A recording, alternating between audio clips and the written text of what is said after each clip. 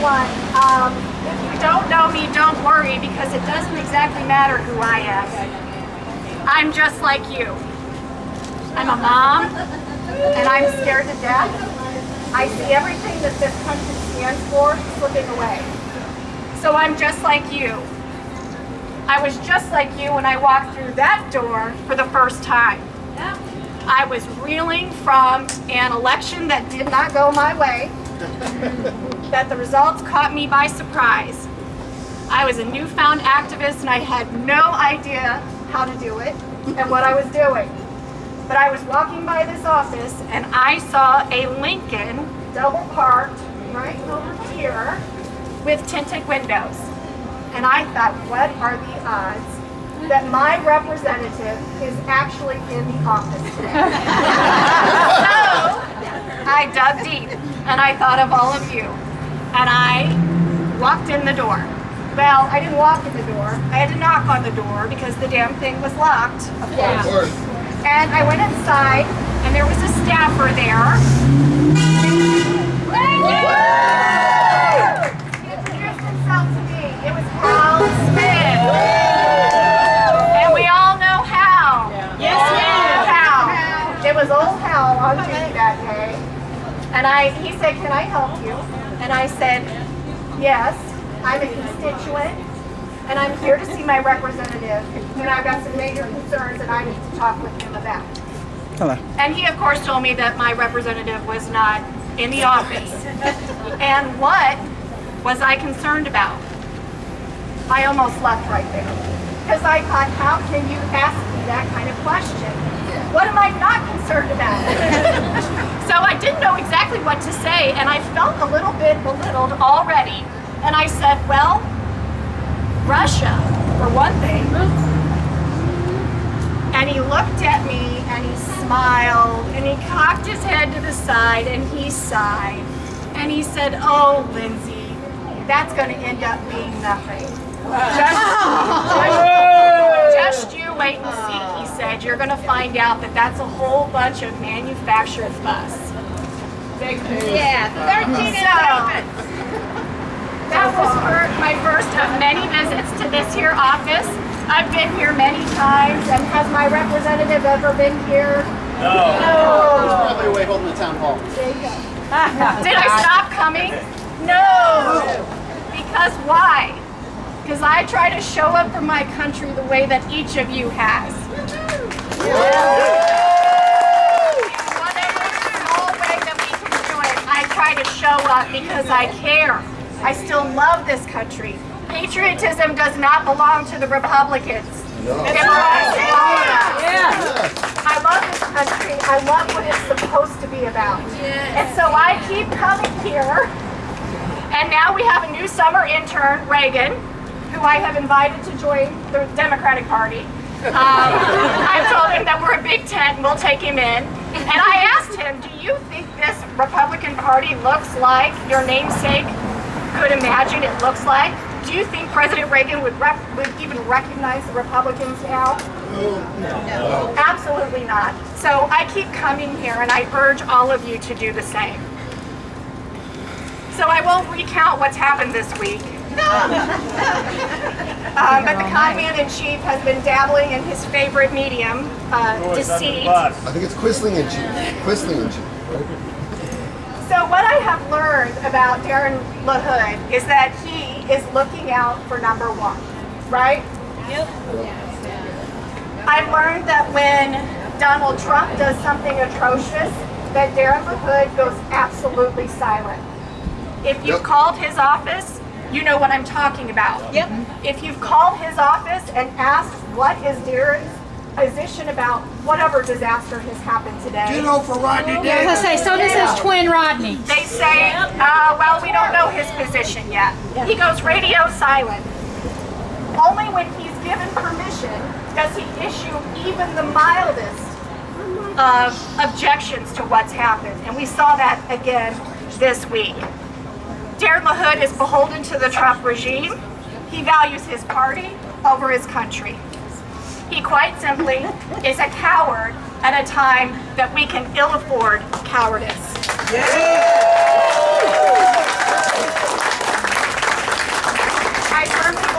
if we are to save this country, we have got to flip the Congress on November 6th. It's clear that the likes of Darin LaHood and his ilk will not speak truth to power. They've been given multiple opportunities and they will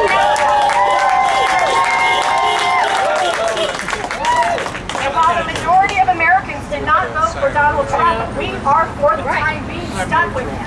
So we are going to have to pull together and find some effective leadership if we hope to get ourselves out of this mess before it's too late.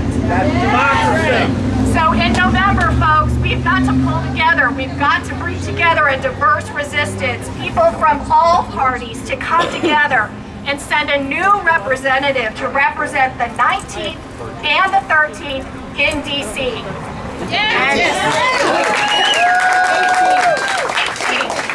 And the 13th. And speaking of the 18th, who should we send to represent us? There he is. I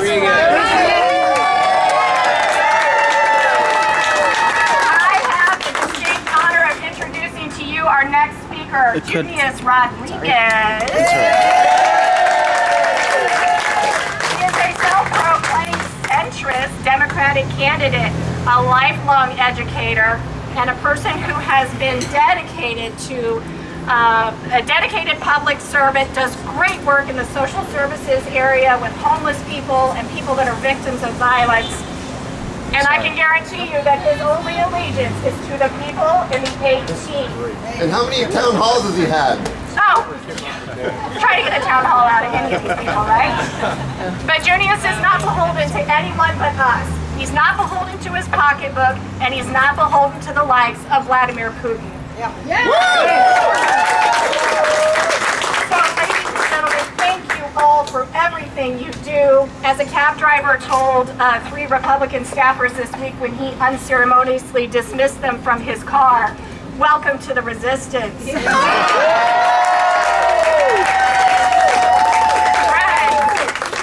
Rodriguez. Thank you. Thank you. You need a cancel pulse. Congress, one.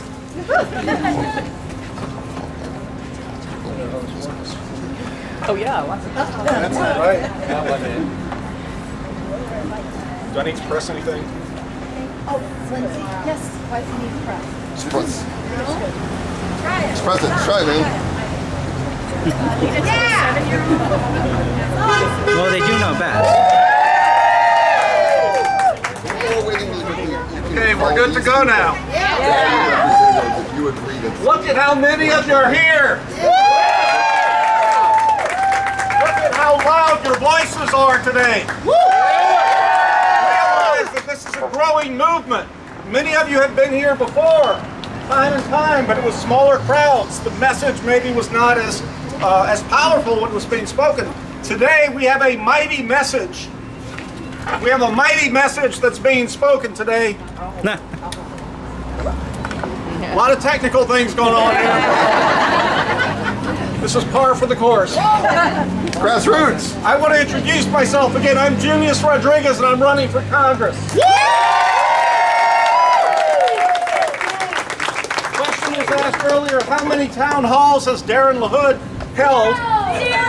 Well, in the last year, 0. He did 1 since he was elected back in 2016. By the way, in that same period of time, I've done 11 town hall meetings. In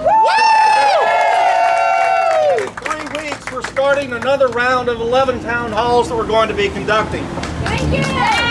Congressman LaHood is going to be in the district in August when I'm doing the town halls. We're sending him a certified letter, inviting him to come to any of these events that he wishes to speak at. He's invited. He's welcome there. Very, very sorry. Now we're here today to talk about the problems of corruption in our government and our society. We're here to talk about the need for democracy. And I want to say just a little bit in terms of why it's such a problem that we're seeing this kind of dysfunction in our government. When our constitutional system was established, when the framers established our government, they were people of the Enlightenment. They believed in something called science. By the way, this guy doesn't believe in that. But the framers of our government believed in the concept of science, and Interestingly enough, when they described our government early on, they often described it as a machine or as an engine. In fact, some of the framers called it an engine that could go of its own. And the idea was the system was as perfect as possible, but there was always the imperfection of man. There was always the imperfection of humanity. And so you could have elected officials who might cause problems within the system. So to try to perfect it as much as possible, they created a system of co-equal branches of government. They created a system where there were going to be checks and balances. And the idea was, if corruption would ever arise, certainly two branches of government would not permit corruption to exist in the third. They never imagined a day when two branches of government might be dealing with corruption and potentially all three might be dealing with corruption. That is the world that we're facing today. That is why we're here. That's why we're fighting today. And we're going to change that. We will change it. Now, I want to say a little bit about corruption. If you think about it, political corruption has existed for a bit. But interestingly enough, when corruption usually exists, there's generally three kinds of political corruption. One kind is corruption that's usually associated with money. Another kind is corruption associated oftentimes with sex. And the third kind of corruption is the corruption associated with power. Now, if you look at the Trump administration, I think you can find pretty good evidence of all three of those. Yeah, what do you do But I about want to speak to you. I want to speak to you about something that's even more dangerous, and it's something that has arisen in the last year and a half within the United States Congress, and I think it's a fourth kind of corruption that we're experiencing. And that fourth kind of corruption is a corruption of the spirit. It's a corruption in which individuals believe that political tribalism, when people believe that political tribalism is something that is meant to tear our country apart because individuals view politics as a system that is nothing more than a zero-sum game, where for them to win, they have to try to vanquish the rest. This is not how our political system was meant to be. And one of the things that we have to do is we have to find a way that we can counter that. Now, we counter that when individuals step forward and challenge our elected officials. When they say, live up to the oath that you took, defend the Constitution. You are the guardian of our democracy. You who have been elected to the House and to the Senate, you are the guardians of our democracy. You must challenge this administration when it steps out of line. And by the way, it does that on a daily basis. But you must stand up to them. What we are witnessing is an abdication of the most sacred power that we grant to elected officials in our constitutional system. This cannot be tolerated. This cannot stand. And if it means that we need to protest in this space every single day, if it means that we need to write letters, make phone calls, do everything that we can every single day, we're going to do that. Our numbers are going to grow because the power of the people, the power of our constitutional system is what we are fighting to defend. And those who remain silent, those who abdicate their responsibility, will not make it past November. Because this election is going to be an election about cleaning house. We need to have a government that is going to be responsive, a government that is going to live up to the constitutional principles. We have to go back to that system that the founders envisioned, the engine that would go of its own, the one in which individuals would step forward and do the right thing.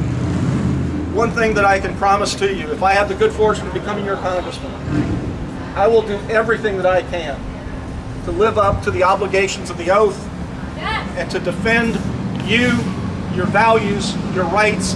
This is what this American democracy is all about. Thank you for being here.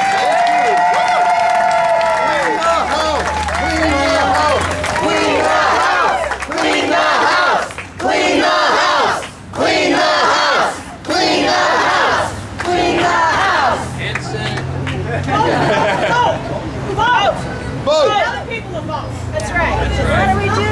Tell me what democracy looks like. This is what democracy looks like. Show me what democracy looks like. This is what democracy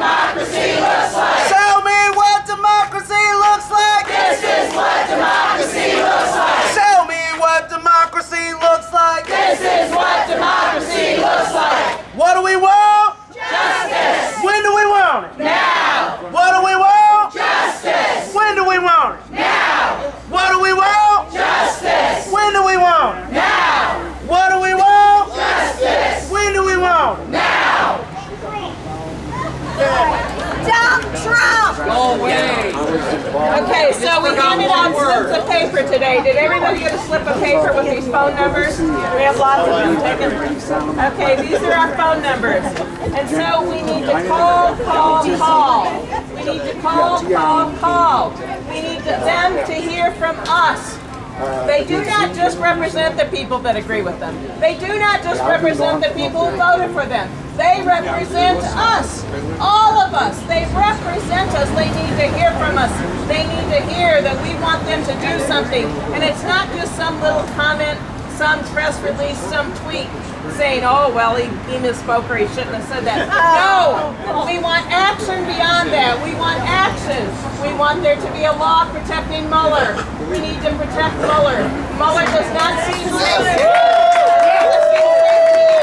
I don't think so. We need more safety to Mueller. We need Mueller to keep going. We need to find out what's going on. We don't know what's going on, but we have enough information to say we need to know. We need to protect our elections. We need to protect our elections. Yes. The New York Times today just said of the 120, I mean big numbers, billion maybe, I don't know, 120 million seems too little, I can't remember. But anyway, of all the money appropriated a couple years ago or a year and a half ago to deal with this election trouble, nothing has been spent. Right. Nothing has been spent. Our state was hacked. Exactly. So we need to call. These messages need to get to our Congress people. And if you don't know who your congressperson is, there's a website on here to find out. They need to hear from us. You need to call all the way up and down the line. You need to have our senators, U.S. senators, our U.S. congressmen hear from us. The governor of the state of Illinois, who thinks that Pence is such a wonderful guy. He needs to hear from us. He needs to hear those. Things are good, and he needs to hear from us. All of these people need to hear from us. So a lot of what we said today is if you don't like the way things are going, if you don't like how government is being carried out, if you don't like it, how do you change it? You change who's at the table. Right. You change who's at the table. And these candidates are working hard. The candidates are working hard, but they're only one vote. And if they work 24 hours a day, it's not enough. We all have to get involved. Everybody can do something. You can write postcards. You can take snacks to the staff and the volunteers. Everybody can do something. And I do a lot of phone banking and door knocking. It's not that hard. You go with somebody the first time, you get over it. You know, you start laughing pretty soon about the funny things that some people say to you. You can do it. We all have to do it. So you have to do both. We have to hold our elected officials accountable. We have to tell them what we think, what we are demanding of them. And if you don't like their response, then you have to change who's at the table. Yeah. That's how And if they won't listen, we got to start having sit-ins and we got to start social disobedience because this is our democracy. Make sure you get your bond money ready. It's already done. And if you don't have it, get it ready. Rosa Parks got arrested. Martin Luther King got arrested. 63 times he got arrested. 63 times. To change what we see, what we saw then. We have to be prepared to put ourselves on the line for change. Woo! We have to be prepared to put ourselves on the line for change. All right, so John Lewis said make good trouble. right, make good trouble. Confront corruption, demand democracy. confront corruption, demand democracy. Confront corruption, demand democracy. Confront corruption, demand democracy. Confront corruption, demand democracy.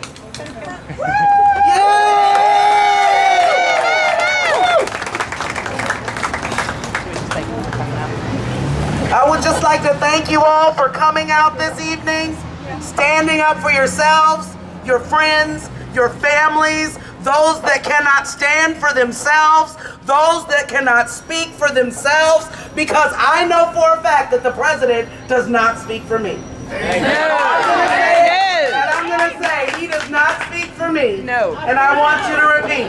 He does not speak for me. He does not speak for me. He does not speak for me. He does not speak for me. He does not speak for me. He does not speak for me. He does not speak for me. He does not speak for me. Make sure you're safe on your way home. Take the spirit of change with you. Call your representatives today. Call them tomorrow. Call them you every have day. a lunch break. You have a smoke break. You have time on your hands. Don't get on your phone while you're driving. Be safe. Thank you for coming. Don't accept speeches. Only take action. Action. Action. Yeah, because Urge all of your these, we've noticed a lot of these politicians aren't coming to these anymore. They were there knocking on your door to get elected. Where are they now? Call them. Call them. Leave messages. Call. It makes a difference, folks. It makes a difference. Thank you for coming. Before you leave, let's try to get one picture with everyone in the corner. Big picture. Big picture. And hold up your lights. Hold up your lights. When are we get together again? Should we bring our friends?